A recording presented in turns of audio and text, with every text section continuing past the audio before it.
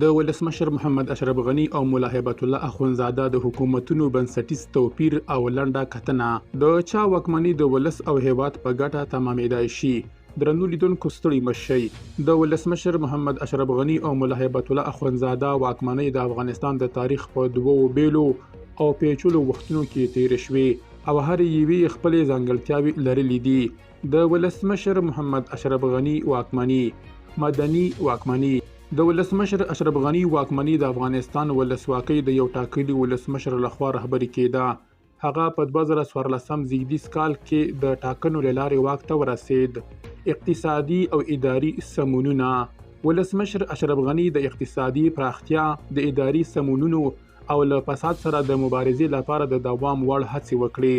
هغه د مالیې د ټولولو سیستم ته پام وکړ او د اقتصادي پرمختګ لپاره یې بیلابېلې پروژې پیل کړې. امنیتي وضعیت. د ولسمشر اشرف غنی په واکمنۍ کې امنیتي وضعیت له اسلامي امارت او نورو وسلوالو ډلو سره د جګړو له امله نازک و. د افغان امنیتي ځواکونو پر ځواک له ډېر تمرکز سره د افغانستان په ځینو سیمو کې د تاوتریخوالي کچه لوړه پاتې شوه. نړیوال ملاتړ. د ولسمشر اشرف غنی واکمنۍ د نړیوالو مرستو او ملاتړ له لارې فعالیت کاوه، په ځانګړې توګه د امریکا او نورو لویدیځو هیوادونو لخوا.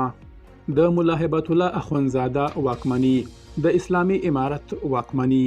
د ملا هیبت الله اخونزاده واکمني د اسلامي امارت لخوا د 2021 زیږدیز کال په اگست کې د کابل له نیولو څخه وروسته جوړه شوه. هغه د اسلامي امارت د سیاسي او دینی مشرتابه چارسمبالی دی. اسلامي امارت. د ملا هیبت الله واکمني د اسلامي امارت اصولو پر بنسټ ولاړه ده چې د اسلامي شریعت د پلي کولو ژمنه یې کړې ده. دا واکمني د ښځو او لږکیو لپاره په ځانګړو بندیزونو سره قوانین لري. امنیتي وضعیت.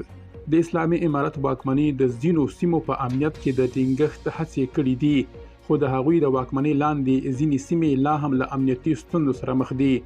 د اسلامي امارت لخوا له وسلوالو ډلو سره د جګړې مخه ونیول شوه. نړیوالې اړیکې.